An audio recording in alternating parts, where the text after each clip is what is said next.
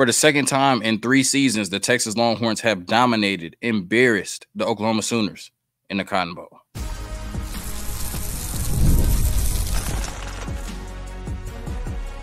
You are Locked On Longhorns, your daily podcast on the Texas Longhorns. Part of the Locked On Podcast Network, your team every day. Locked On Longhorns, the show. Jonathan Davis, your host. Today's episode of Locked On Longhorns, today's post-game reaction brought to you by Gametime. Download the Gametime app, create an account, and use code LOCKEDONCollege for $20 off your first purchase. On today's episode, post-game reaction, of course, talking about the Texas Longhorns embarrassing the Oklahoma Sooners 34-3, offensive and defensive takeaways, just whatever I can get to, in the next 20 to 30 minutes. All of that and more on today's episode of Locked On Longhorns, part of the Locked On Podcast Network, your team every day. We all knew that this would be the outcome. This was always going to be the outcome. That when we reached the second Saturday in October, when the Texas Longhorns and the Oklahoma Sooners lined up against each other, the Texas Longhorns were going to dominate Oklahoma, just like they did in 2022 and just like they did today. Because the Texas Longhorns right now are a way better program than the Oklahoma Sooners. And the Texas Longhorns football team right now is a way better football team than the Oklahoma Sooners. And all week, Sooner fans were telling me that they won 11 out of the last 15. I guess it's 11 out of the last 16 now. And they've dominated this rivalry. And at some point, Texas was just going to Texas. And Oklahoma was going to find a way to win. They were talking about Sooner magic, right? They just had this belief, this thought, this bravado, whatever it was, that Oklahoma was just going to come in here, beat up, battered, but still find a way to win, because that's what Oklahoma does in Dallas. That's what Oklahoma does in the Cotton Bowl. That's what Oklahoma does in this rivalry. They just win. At what point does logic take over? Because Texas fans, smart football fans, always knew that this would be the outcome. At kickoff, it was a 17-point spread. Vegas was trying to tell Sooner fans that Texas is 2 touchdowns or more better than this Oklahoma Sooners team. And all I heard all week was, why is Texas so confident? Sooner magic. We've won 11 out of the last 15. The Sooners are going to find a way. And Texas fans haven't just been telling Sooner fans over the last couple of weeks that this was going to be the outcome. We told them in the offseason. Because the biggest question was, are the Texas Longhorns SEC ready? And are the Oklahoma Sooners SEC ready? And I think the answer to that first question was a resounding yes. And I think the answer to the second question, were the Oklahoma Sooners SEC ready?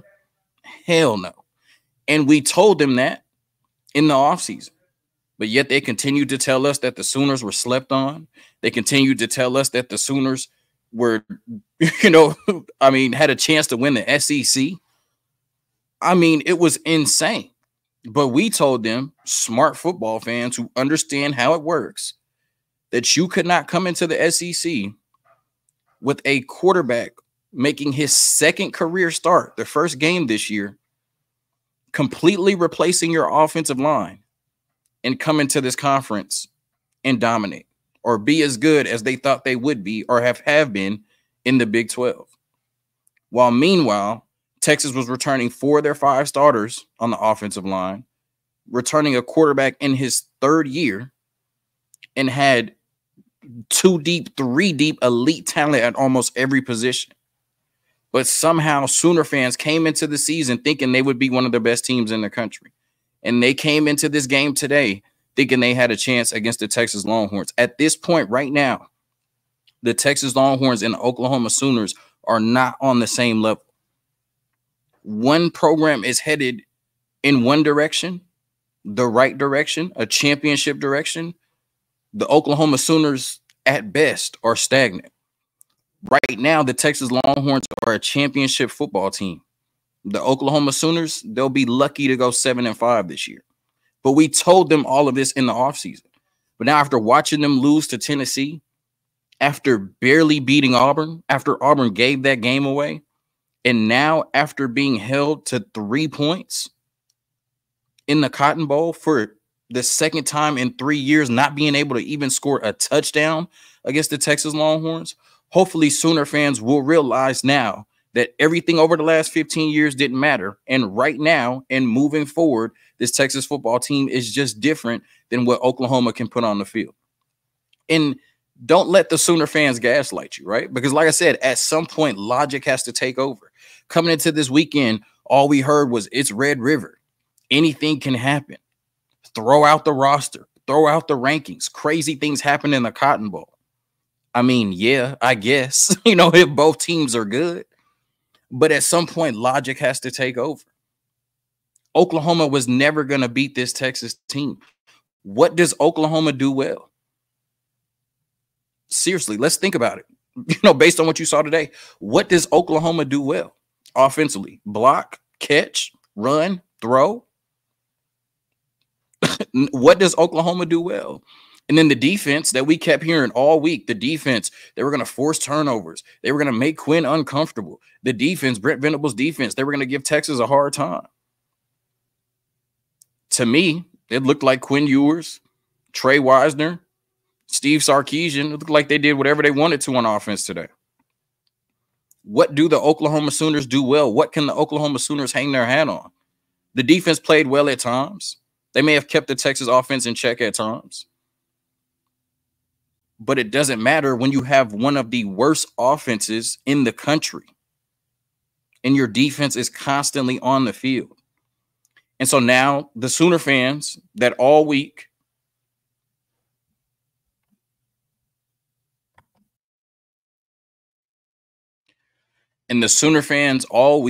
that still predicted Oklahoma to win this game, that said that even with their injuries and all of that, Oklahoma would still find a way to win this game. Now they're going to pivot and they're going to try to gaslight you. And they're going to say, oh, Texas fans are celebrating beating this Oklahoma team. And Texas can only beat Oklahoma when we have a bunch of injuries and we're not fielding a competitive team. Whose fault is that? Sounds like Brent Venables' fault to me, right? I mean, last time I checked, Brent Venables has the same 24-hour Steve Sarkisian does, right? Why is your team a complete shell of themselves anytime they have a major injury? That's for Oklahoma to answer, right? But if they want to talk about losing their top 5 wide receivers, I mean, Isaiah Bond really didn't do anything in this game. He left with a hamstring injury in the first half. Did that affect Texas? Not really. But based on what we saw from Michael Hawkins today, did it look like they mattered? Did it look like it would matter if he had his top 5 wide receivers? Because he wasn't really doing a good job of throwing the ball or hitting them. The fact is, and what Oklahoma Sooner fans need to face, is that the past is the past. As glorious as it was for Oklahoma, especially in this game and the Red River rivalry, the past is the past. And these games moving forward will look a lot like they did today because Texas is just on a completely different level than the Oklahoma Sooners right now, today and for the foreseeable future. Quick word from our sponsors, and then we get into what Texas actually did on the field to beat the Oklahoma Sooners 34-3 in the latest edition, the first SEC edition of the Red River rivalry.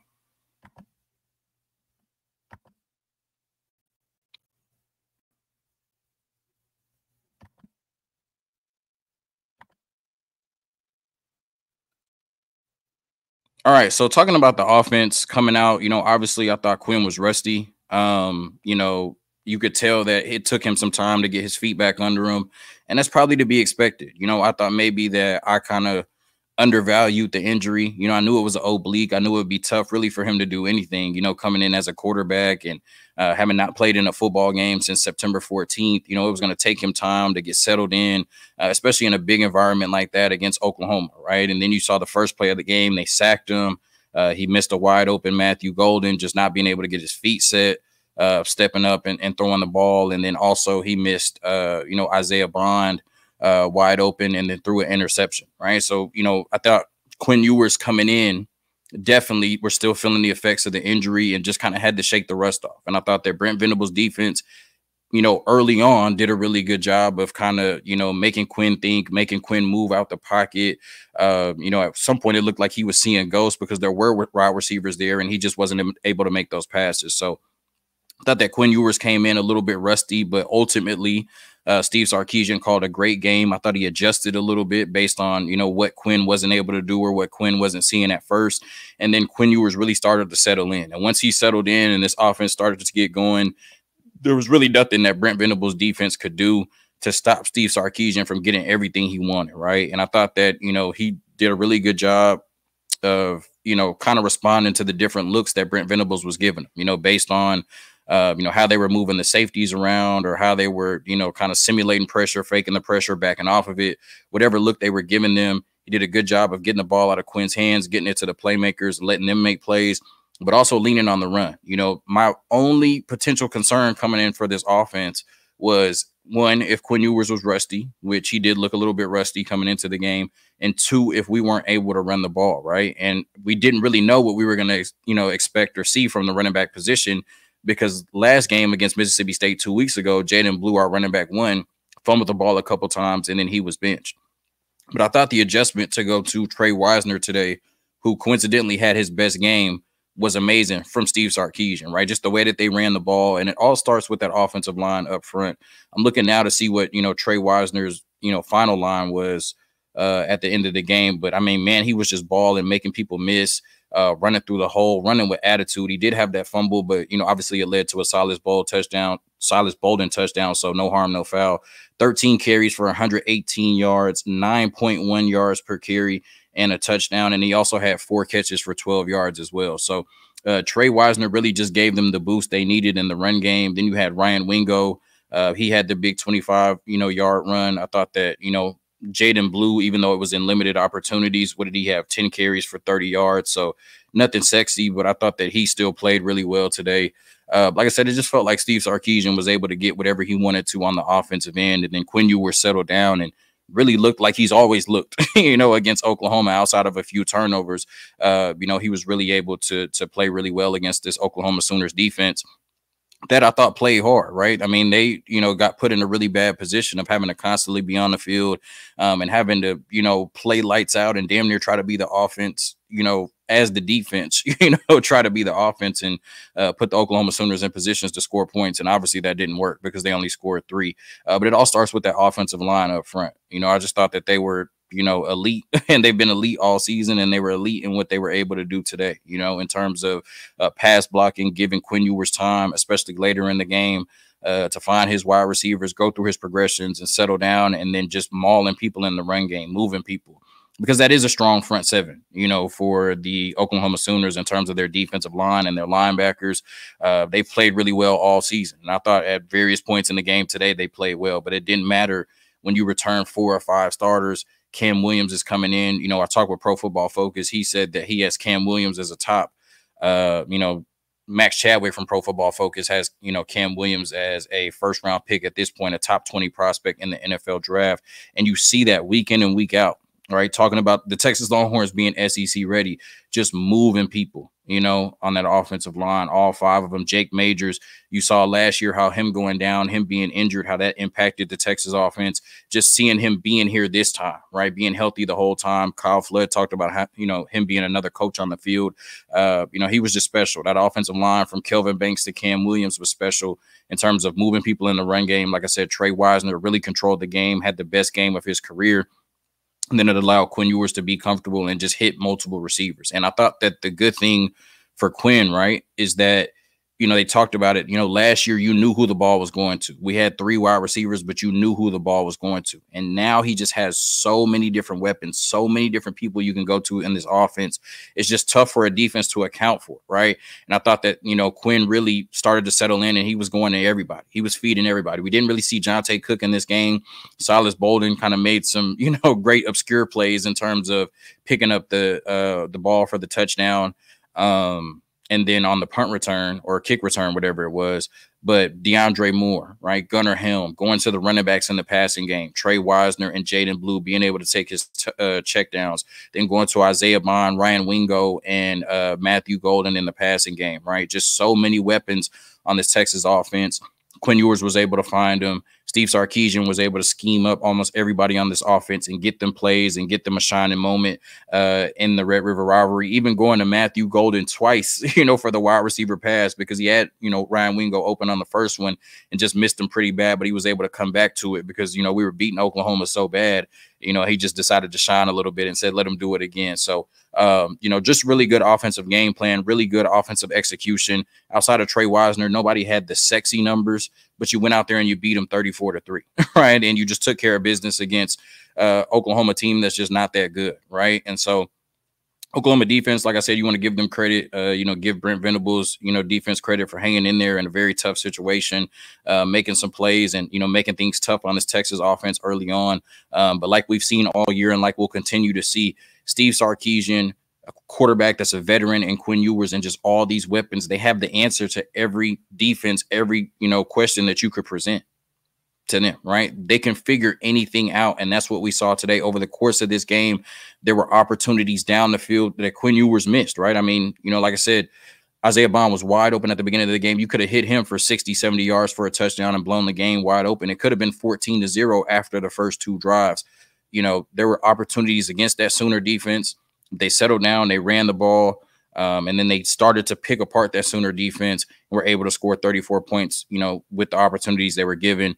Big game from Quinn Ewers coming back off that injury and not playing in over a month. Big game from Trey Wisner.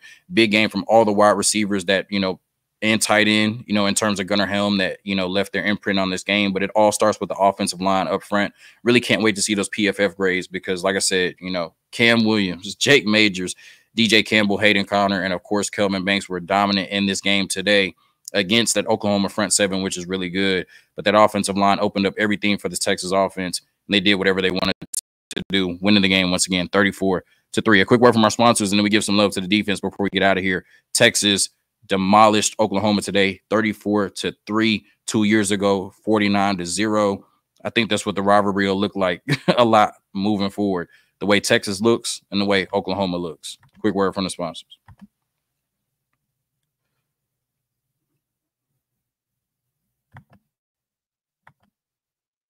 Talking about this Texas defense, I've said that, what makes them elite. And, I don't know if we can say that, they passed the test today against that Oklahoma offense because, like I said, when you look at the Oklahoma offense, what do they do well? It's a big rivalry game. It's the Cotton Bowl. So obviously you're going to feel really good about it. I'm not sure if they overcame a hurdle or passed the test today because the Oklahoma offense really doesn't present many challenges.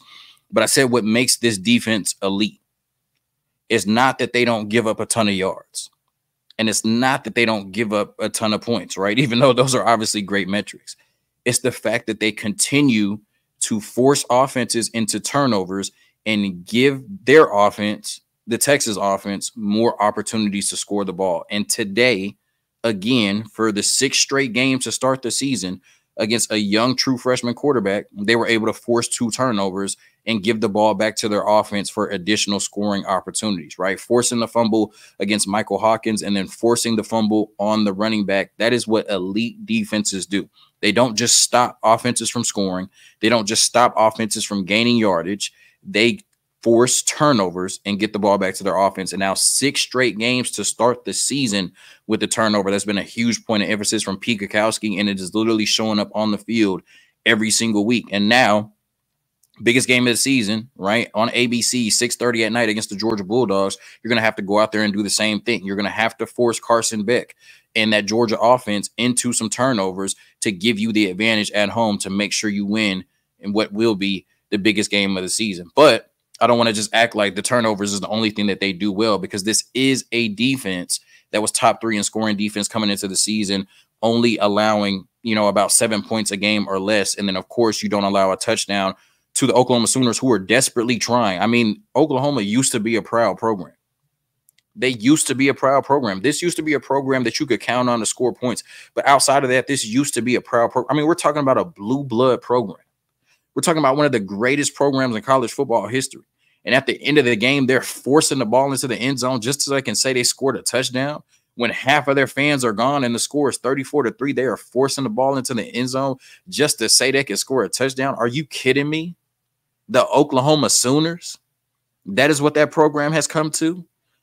But anyway, shout out the defense because they still did not allow a touchdown. So now, you know, they're allowing less than 7 points a game. They've just been absolutely exceptional this year. You saw the way that the defensive line was flying around the ball. Colin Simmons, Vernon Broughton, Alfred Collins, Trey Moore, just with the sacks, getting him on the ground, Barron Sorrell, you know, but also, you know, stopping the run and, you know, just really forcing a young, true freshman quarterback into a very tough day. I mean, you saw the frustration on his face, him not being able to make plays, him not being able to connect on passes down the field, really just having to take what the Texas defense was willing to give him, right? Which was those little bootlegs out to the left or the right, running the ball up the middle or the little short passes, right? The Texas defense was able to stop him all day. And what an elite performance from Anthony Hill. Would you believe that there were Sooner fans all week on social media talking like they could take advantage of Anthony Hill, talking as if Anthony Hill was a weak spot on this Texas defense? Are you kidding me? Anthony Hill? And what did he do? Just go out there and absolutely dominate the Sooners. Over 10 tackles, a forced fumble, and a sack. Just an elite performance at the linebacker position. Leonga Lafau had a sack. David Bender was all over the field. They came into this game, the Sooner fans, talking about their linebackers. But whose linebackers were the story of the game? It was the Texas Longhorns. Once again, those three players I just mentioned, David Bender, Anthony Hill, and Leonga Lafau, were absolutely elite today. And then I know the secondary, look, I know they didn't have much to cover, right? They were covering the 6th receiver and beyond. They were covering former Longhorn, you know, Brennan Thompson. So there wasn't, you know, much of a threat out there at the wide receiver position. But what if it mattered? Like I said, I mean, you could have had CD Lamb out there. The way Michael Hawkins was throwing the ball, he wouldn't have been able to find him. But you got to cover who's out there. And shout out to, you know, our secondary, Jade Barron, Jaden Blue, Andrew Makuba, Michael Taft. Oh, my God, just flying around the field. Malik Muhammad, I mean, just making plays. Shout out to Derek Williams, dealt with the injury. He was balling up until that point. This defense is elite. Coming into this game, they were top 3 in yards allowed and top 3 in scoring defense. They have forced a turnover in all 6 games. It is not our fault that every team we have faced on the schedule this year is anemic, to say the least, on offense. And if we're going to keep waiting or keep trying to qualify what this Texas defense does all year with what these offenses are doing, then we might be waiting till the playoffs. It just is what it is. At what point do we give the Texas defense credit for making these offenses look like high school offenses? Yeah, we haven't faced, you know, Tennessee or Ole Miss or, you know, LSU or Oregon, whoever you think the best offense, or Ohio State, whoever you think the best offenses in college football are. But at some point, we have to acknowledge that maybe they don't look great because they're playing against this Texas defense. And this Texas defense is one of the best in the country. And like I said, yeah, they stopped teams from getting yards. Yeah, they stopped teams from scoring points, like the Oklahoma Sooners today, who had to try to force the ball in the end zone. Like I said, they used to be a proud program. They used to mean something to play at Oklahoma. That was cheap as hell. But they forced turnovers. First 6 games of the season, a turnover in every game. That's what elite defenses do. This Texas football team is elite. I unequivocally believe they are the best team in the country, and they should win the rest of their games on their schedule. I know Georgia's going to be tough at home. We got to stop acting like Georgia's the boogeyman. I mean, Mississippi State was rolling with Georgia today. We got to stop acting like, you know, Georgia's the boogeyman. Texas is the best team in the country. They told me I should be worried about Texas this week because we were playing Oklahoma. Are you kidding me? They told me I should be worried about Texas because Vanderbilt beat Alabama, because Arkansas beat Tennessee, because Kentucky hung with Georgia. So they told me I should be worried about Oklahoma this week. Have you ever thought that the Texas Longhorns are just different? Have you ever thought that the Texas Longhorns might just be on a different level? Certainly looks that way to me.